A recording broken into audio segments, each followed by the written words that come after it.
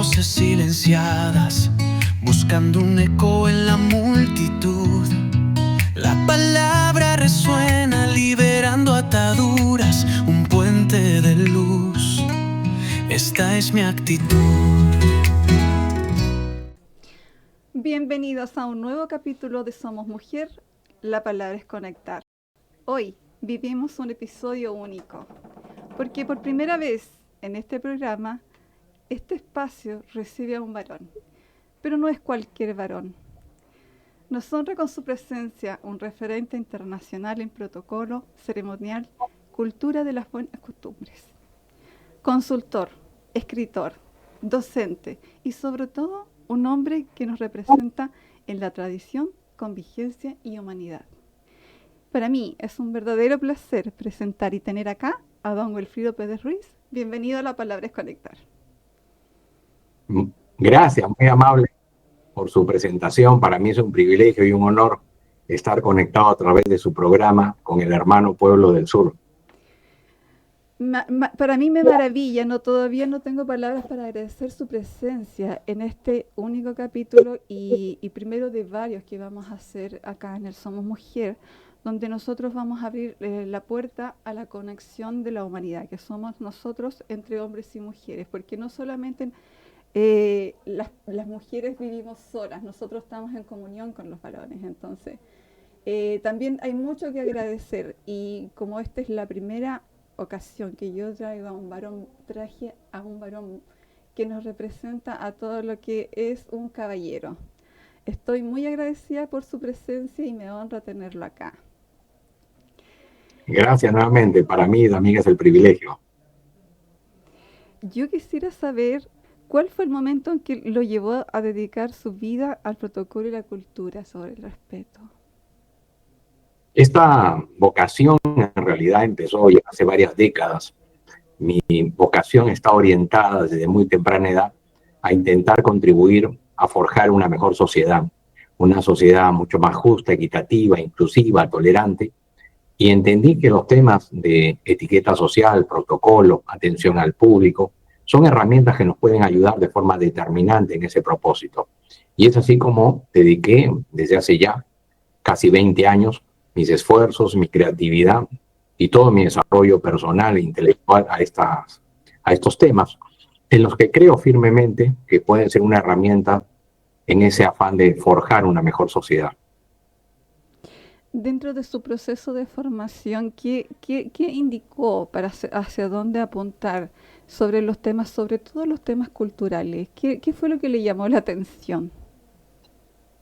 Me llamó la atención aspectos como la falta en general de cultura de la sociedad contemporánea. Y en eso coincido con lo dicho hace ya varios años por el ilustre Mario Vargas Llosa en una entrevista para el libro Rajes del Oficio del periodista peruano Pedro Salinas, donde él precisamente señala que uno de los problemas de la sociedad contemporánea es su alto grado de incultura. Entonces, yo creo que ese es uno de los factores probablemente más determinantes que me haya animado a orientar mis capacidades personales y profesionales y ciudadanas hacia esta temática. Creo que es necesario cada uno de nosotros brindar nuestro aporte de una manera determinante en ese afán, no solamente de cuestionar algunos aspectos que no están bien en el desarrollo de nuestra sociedad, sino en lo esencial brindar nuestra participación. Y cada uno, desde su esfera, desde su ámbito de desarrollo, puede hacer algo en ese propósito. Y creo modestamente que desde la docencia y desde mis artículos y mis capacitaciones y disertaciones puedo contribuir en algo a una toma de conciencia, de reflexión sobre estos asuntos y sobre todo sobre la enorme importancia y trascendencia que tienen en la vida de la sociedad. Exactamente, porque bueno, estamos en un momento que la gente está dejando de lado este tipo de situaciones que son tradicionales, y no solamente son tradicionales, sino que nos traen un mundo rico de cultura, de nuestros ancestros, que no se trata de que nos traigamos la historia encima, sino que también podamos recoger lo que fundaron, lo que les costó hacer, y a través de nosotros revivirlos en su honor, ¿verdad? Efectivamente, nosotros tenemos de alguna manera la obligación de recoger todo aquello que forma parte de nuestras tradiciones culturales, sociales, ancestrales, y que nos enriquecen como sociedad y que nos hacen mucho más tolerantes y posibilitan una mejor relación humana. Eso debiéramos rescatarlo y transmitirlo como parte del proceso de formación y de educación que le damos a las nuevas generaciones. Deberíamos ser unos abanderados en el esfuerzo y el compromiso de mantener vivo todo aquello que en términos de historia, tradición, legado, no solamente nos enorgullece, sino no pierde vigencia a pesar del paso del tiempo. Bueno, tengo entendido también que usted apoya mucho el nivel de la cultura del Perú, ¿verdad? Usted ha sido una persona con gran importancia en las luchas, sobre todo de las identidades, ¿no? Sí, me preocupo mucho, sobre todo en un país con una extraordinaria riqueza cultural, ancestral, un país que representa, como decía la obra del ilustre José María Arguedas, ese gran escritor indigenista latinoamericano, que lamentablemente se suicidó en 1969 en la Universidad Nacional Agraria La Molina, aquí en la ciudad de Lima, de la que él era docente. Él en su obra Toda la Sangre lo que hace es graficar una visión transversal del Perú. Y creo que este es un país extraordinario donde hemos perdido nuestra identidad. Lo hemos ido perdiendo en nombre del progreso, el desarrollo o del inmediatismo. Y personajes como Arguedas y muchos otros más nos recuerdan lo importante que es mantener nuestras raíces y consecuentemente desarrollar nuestro sentido de pertenencia, de identidad, de identificación ciudadana. Un pueblo que no se identifica con su historia, con su cultura, con su pasado, es un pueblo condenado no solamente al olvido, sino a la manipulación. Por lo tanto, este es un propósito que a mí me anima de hace mucho tiempo, es parte de mi vocación, mantener vivas las raíces y la identidad de nuestra sociedad y del pueblo peruano en particular. ¿Cómo fue que usted llegó a participar en estas situaciones a nivel país? Porque usted ha representado también a nivel nacional. En realidad todo esto surge hace exactamente 40 años. Precisamente estaba recordando hace algunas semanas que el domingo 13 de enero de 1985 se hizo público mi primer artículo en un periódico muy importante en la ciudad de Lima, el diario Hoy. Ahí publiqué mi primer artículo titulado Salvemos Paracas, en alusión a la Reserva Nacional de Paracas, ubicada en el departamento de Ica, al sur de la ciudad de Lima, y que es uno de los espacios ecológicos más representativos de toda la costa del Pacífico Sur. Por lo tanto, mi identificación con estos temas tiene ya varias décadas escribiendo, promoviendo causas en favor de la identidad nacional, de la defensa ambiental, de la conservación de la vicuña, con la que el Perú tiene un convenio del que forma parte también Chile, conjuntamente con Argentina, Bolivia y Ecuador. Tenemos una serie de temas en común, propósitos en común, destinos comunes, y esa ha sido siempre mi preocupación, y creo que analizando cuándo empezó todo esto fue en 1985, hace ya 40 años que en mi vida se ha encauzado este propósito, inicialmente en los temas ambientales y luego pasando a los culturales y a los temas ciudadanos, a los que hoy día también estoy abocado. Qué maravillosa labor intervenir y también aportar en la naturaleza y todo lo que tiene que ver con la ética. Sobre todo a las nuevas generaciones y lo importante también que se trata de escribir sobre aquello para dejar un legado, ¿verdad? Para sembrar Sí, esa semilla. sí, escribir como una expresión de protesta, de disconformidad, de inspiración, escribir para suscitar reflexión, para generar debate, para ilustrar, para despertar un espíritu argumentativo y crítico, escribir para tener un sitio en la memoria colectiva, escribir para compartir un conjunto de aportes que es bueno dejar constancia de determinadas apreciaciones que no siempre se dicen. Son muchas las razones que motivan finalmente escribir. Hay una dosis también de vanidad, hay una dosis de inspiración, hay un compromiso con nuestro entorno social que nos obliga a utilizar esa herramienta que está en nuestras manos, y si tenemos la capacidad de escribir y comunicar de una manera acertada, Entonces debemos encauzar nuestras voluntades, nuestros esfuerzos hacia ese propósito. Por supuesto que sí, porque en realidad las personas que realmente apreciamos la lectura nos vamos a nutrir de la cultura y de todo lo que tiene que decir una persona como usted, que está desde una mirada muy diferente al resto de las personas que tiene la sensibilidad de saber y de percibir las necesidades de la sociedad, ¿verdad? Sí, y necesitamos además orientar a la sociedad. Creo que esa es una tarea fundamental que nos compromete a todos los que tenemos algunos elementos o herramientas en nuestro alcance. Orientar a la sociedad, inspirar a la sociedad, generar espacios de debate, de discusión, de análisis. En una sociedad como la actual, donde se vive el día a día y donde se ha renunciado a la capacidad argumentativa, crítica, reflexiva, es necesario retomar la extraordinaria capacidad que todos tenemos, que es de cuestionarnos, aportar, reflexionar. Esa es una tarea desde mi punto de vista elemental. Y esa tarea, lamentablemente, hay que rescatarla en los tiempos actuales. Como docente que soy desde hace varias décadas, puedo acreditar que los jóvenes han perdido esa capacidad de lectura, de análisis crítico, de deseo de conocer sus raíces, su identidad, de desarrollar su sentido de ciudadanía y pertenencia. Son aspectos que se han perdido en nombre del inmediatismo, del desarrollo, del devenir únicamente profesional, y esos son aspectos que debemos retomar por la enorme trascendencia que tienen.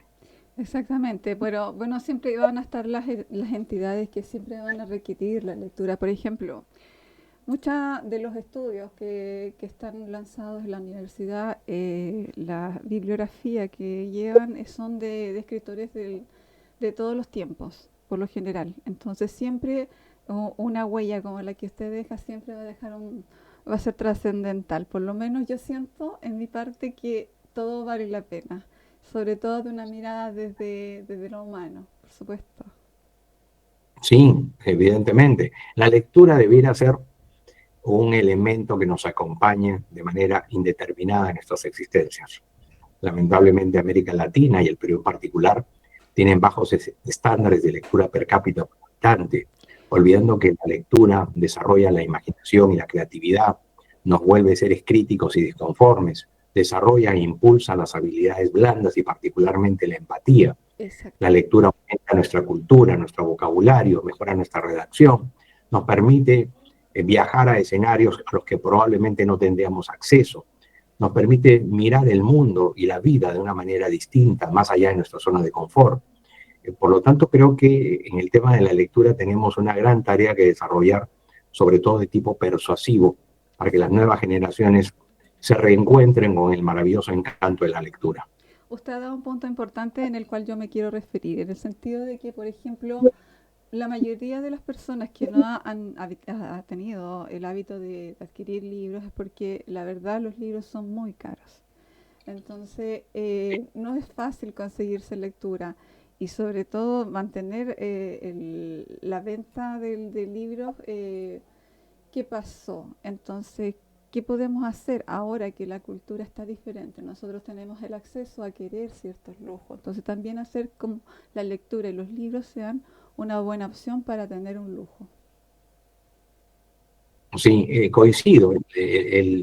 La industria editorial es bastante costosa, está llena de impuestos. No es fácil publicar un libro en físico en países de la región. No son necesariamente accesibles los fondos editoriales de algunas instituciones educativas o empresas. Existen limitaciones, claro está, que la modalidad virtual termina siendo una alternativa para, a través de la virtualidad, crear, difundir, propagar. Pero de todas maneras hay que insistir en este propósito. Creo que la lectura debería entenderse como un elemento inherente a la existencia humana. Hay una expresión que alguna vez leí que me parece bastante dura, severa, pero probablemente cierta, ¿no?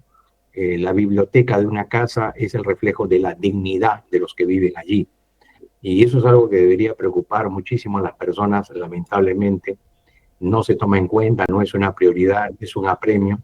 Y estamos de alguna manera normalizando aquellos niveles de incultura y aquella falta de pensamiento crítico que ahora se han vuelto tan habituales y frecuentes. Exactamente. Yo coincido con esto y estoy luchando contra eso de ser tan dejados de llevar por la inmediatez, esa seducción que trae lo impactante, pero ¿por qué no impactar con cosas que sí den valor?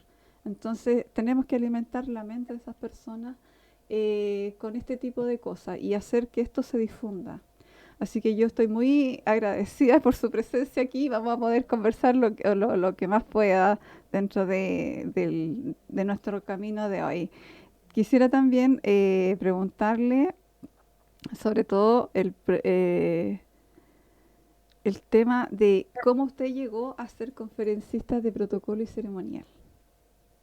Esto se inició en realidad ya hace aproximadamente 15 años, cuando, como parte de mi evolución docente, yo determiné que los temas de etiqueta, protocolo, ceremonial, no solamente eran una necesidad y había un enorme déficit de conocimiento en la sociedad actual, sino que formaban parte de mis inquietudes, que como les expresé hace un momento, son inquietudes destinadas a mejorar los niveles de convivencia, entendimiento Que se asocian social. perfectamente a su propósito, porque en bien tratado de entender que su lema y su finalidad es dejar una huella en las tradiciones que son las buenas, las que sirven a la sociedad, ¿verdad? Sí, efectivamente, mi vocación está encaminada hacia ese propósito y me siento de alguna manera bastante feliz de que las actividades que desarrollo coinciden plenamente con mi vocación. Muchas son las personas que no tienen el privilegio de poder desempeñar actividades en su vida que corresponda y que estén conectadas con su vocación y experimentan un alto grado de infelicidad y frustración, que eso es lo mayoritario. Creo que la sociedad no está diseñada para favorecer, encauzar nuestra vocación. En ese sentido me siento un privilegiado que las diversas esferas de mi desarrollo, todas están conectadas con mi vocación, la docencia, el escribir artículos, libros, documentos, el dar disertaciones y capacitaciones, todo se complementa, se enriquece uno al otro. Lo que estudio para un tema sirve para el otro. El artículo que publico lo puedo compartir en una disertación. La experiencia que comparto en una disertación la puedo trasladar en un texto periodístico y de esta manera mis esfuerzos están encaminados hacia ese propósito, educar, concientizar, sublevar también la conciencia de una sociedad que muchas veces está adormecida y ha normalizado prácticas, conceptos que no son necesariamente correctos.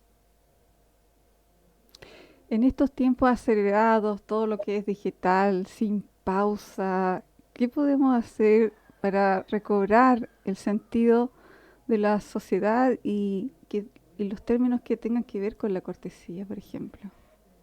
Tenemos que reencontrarnos con nosotros mismos, recobrar nuestra identidad, no dejarnos absorber por las tecnologías. Para eso debemos poner en evidencia nuestra autoestima, nuestra autonomía, nuestra capacidad argumentativa para utilizar las tecnologías para aquello para lo que fueron creadas, no para sustituir o para opacar el desempeño de la relación humana. Creo que esa es una tarea que corresponde a cada uno. Y en ese propósito, la buena educación debería entenderse no como un elemento superficial, sino como una herramienta básica, elemental, en la mejor relación humana. Cuando me preguntan cuál es la definición más sencilla que podría dar de la etiqueta social, siempre afirmo que la etiqueta social es una suerte de puente de entendimiento, de convivencia que nos permite una mejor relación humana. Y una mejor relación humana va a redundar precisamente en una mejor calidad de vida de nuestra sociedad. Por lo tanto, todos deberíamos estar involucrados y sentirnos comprometidos en el esfuerzo y en el afán de que a través de la buena educación construyamos una mejor sociedad. Y qué bonito que sería que pudiéramos llamar la atención en ese sentido para que la gente empiece a retomar esto, porque, bueno, de alguna forma u otra, todo en nuestra civilización ha cambiado a partir desde la misma pandemia en adelante. Hemos tenido un antes y un después. Entonces también tenemos que rescatar, así como hemos implementado cosas novedosas, también rescatar lo que sí nos va a servir en el futuro. Por ejemplo, que ya ahora todo es virtual, sí, tenemos que implementar esto también a la sociedad y seguir manteniendo las buenas relaciones protocolares y todo eso. Eh, Cuéntame, ¿en qué le favorecería a la juventud mantener el protocolo en el área para desenvolverse? El protocolo es una herramienta importante en un profesional.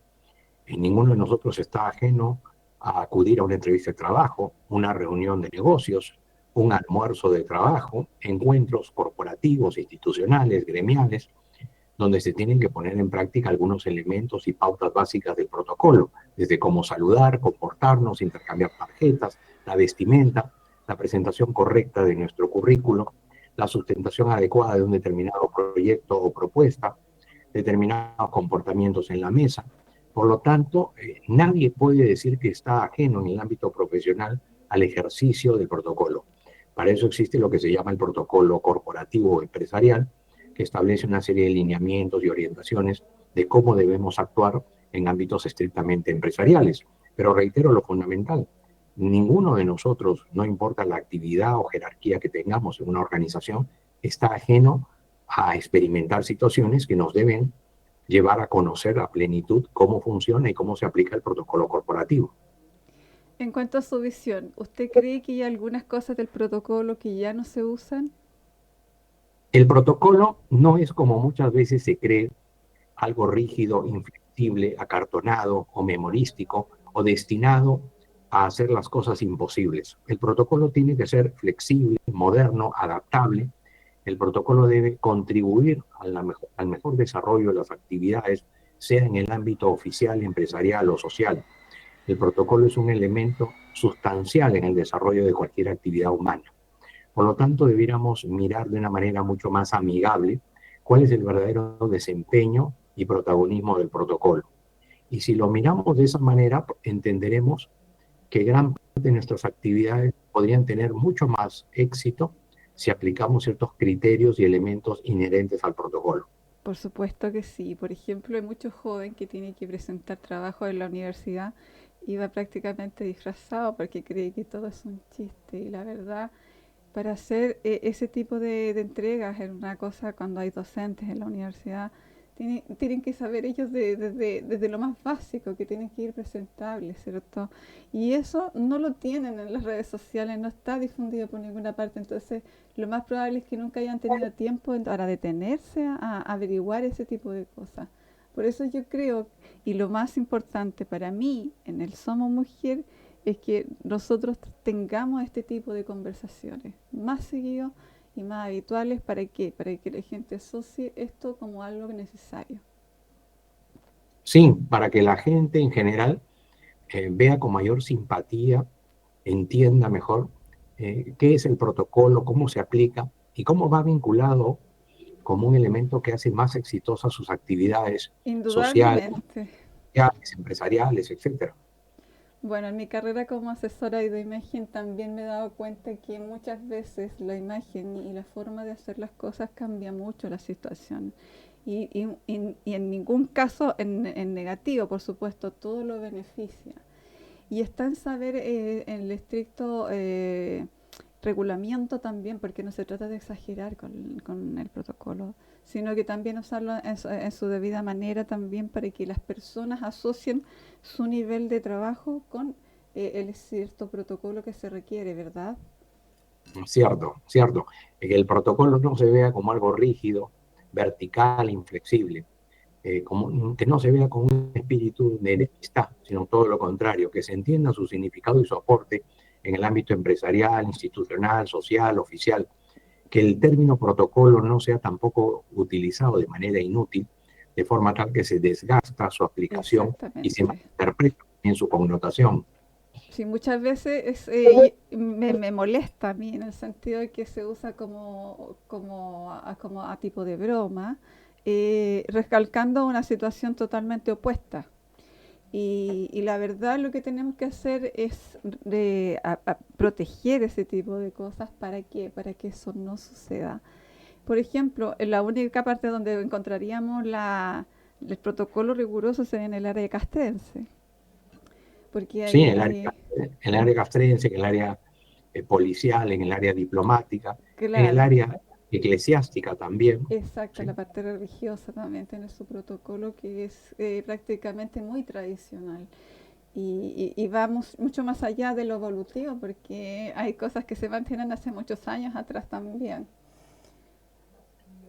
Sí, el protocolo se va nutriendo de aspectos culturales, sociales, ancestrales, religiosos, y todo eso va configurando el protocolo de las distintas disciplinas, el protocolo deportivo, el protocolo militar, diplomático, el protocolo eclesiástico, el protocolo monárquico, distintos niveles, pero en todos ellos el protocolo cumple una función absolutamente determinante y que incluso será vigente a pesar del paso del tiempo, de las críticas que se suscitan o de las modernidades que se intentan implementar. La vigencia del protocolo será permanente e indisoluble en el tiempo. Por supuesto que sí, sobre todo cuando se trata de buena manera, ¿verdad? Eso es indudable. Ahora quisiera pasar también a un tema más que nos toca a todos como sociedad. ¿Qué pasa con la etiqueta? Cuando nosotros nos complicamos, cuando tenemos que ir a un lugar donde hay que comportarse diferente. Sí, veo con mucha frecuencia que las personas han renunciado a conocer y consecuentemente aplicar la etiqueta social en su vida diaria. No deberían las personas esperar una situación importante o trascendente o Exactamente. formal para recién aplicar la etiqueta social. La etiqueta social debe ser parte de un estilo de vida, de una cultura de vida que las personas ejerzan de manera permanente, continua, natural y espontánea, de forma tal que cuando tenga que concurrir a algún evento de cierta formalidad, ya estén plenamente familiarizados con lo que significa desplegar un correcto comportamiento. Hay una expresión muy interesante al respecto que dice: compórtate en tu casa como si estuvieras en un palacio para que cuando estés en un palacio te sientas como en casa. Es Wow, qué decir, interesante. Te lo había escuchado también, pero qué profundo también, porque esto se podría aplicar en cualquier situación, o sea, en el área también valórica, como en el comportamiento, ¿verdad?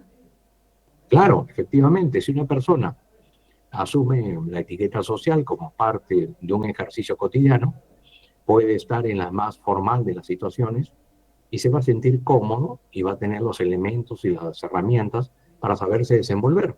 No va a asumir una actitud tensa o incómoda o fingida, como ocurre en innumerables situaciones.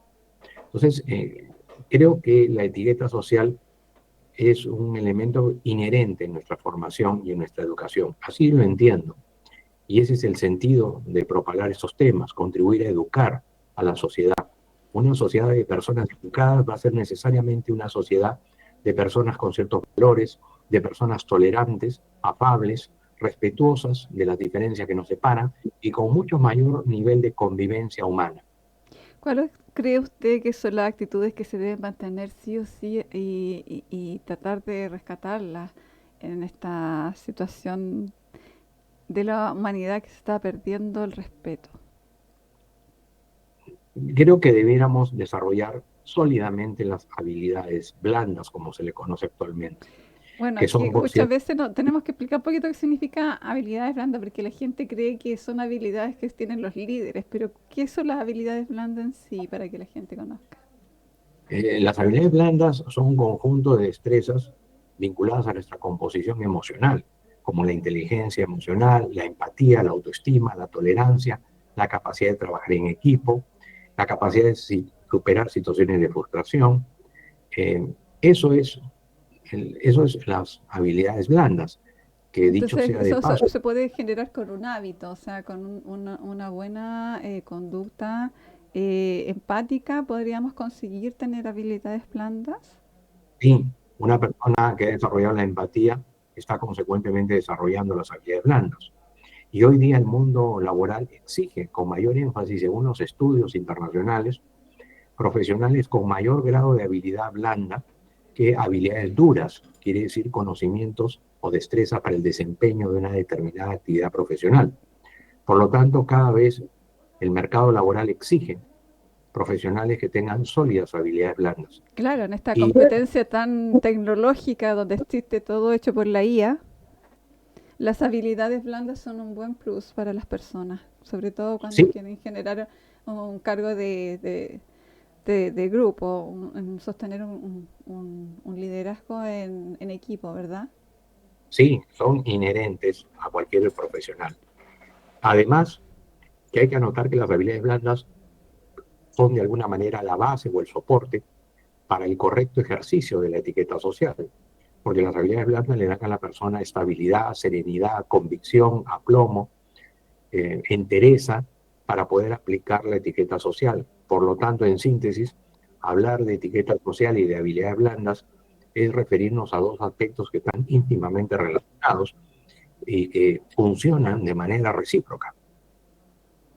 Maravilloso, porque en realidad esto es un lujo poderlo conversar acá y a mí me interesa también sobre tratar el tema de sus obras. Usted es un escritor.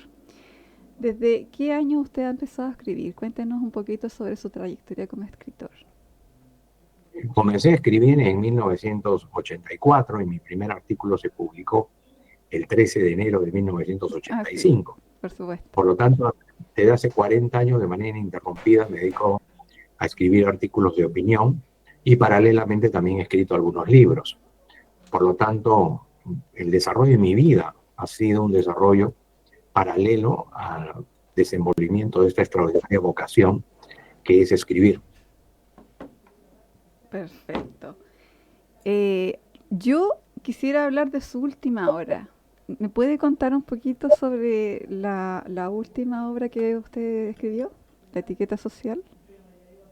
Sí, el año anterior, en octubre, publiqué un libro titulado Etiqueta Social y Protocolo, Apuntes y Reflexiones, que es una publicación que reúne 80 artículos divididos en un número determinado de capítulos, donde está lo más actualizado, lo más vigente de toda mi producción periodística en el tema precisamente de la etiqueta social, el protocolo y el ceremonial. Esta publicación tiene como finalidad no solamente compartir un compendio organizado y actualizado de artículos, sino aportar a la formación, al debate, a la sensibilidad que debe existir sobre este tema tan importante que estamos conversando. Por supuesto. Y todo lo que hemos conversado acá en este programa podemos encontrarlo reducido en esta obra, ¿verdad? Es cierto, es una publicación que está a la venta en Amazon, es una publicación de la que estoy muy satisfecho, viene a ser ya el cuarto libro que publico, y en este caso el primero que reúne una compilación concerniente al tema de la etiqueta social y el protocolo. Los anteriores han sido de temas fundamentalmente ambientales, a los que estoy también muy relacionado desde temprana edad. Maravilloso. Entonces nosotros podemos encontrarlo en sus redes sociales, también en su página de Instagram, que lo vamos a poner en la publicación. Yo lo quisiera invitar, si pudiera dejarnos una enseñanza para el programa Somos Mujer y la palabra es conectar, sobre qué podemos dejar un mensaje para las nuevas generaciones que nos están escuchando y para las madres de los niños que están siendo criados hoy en día.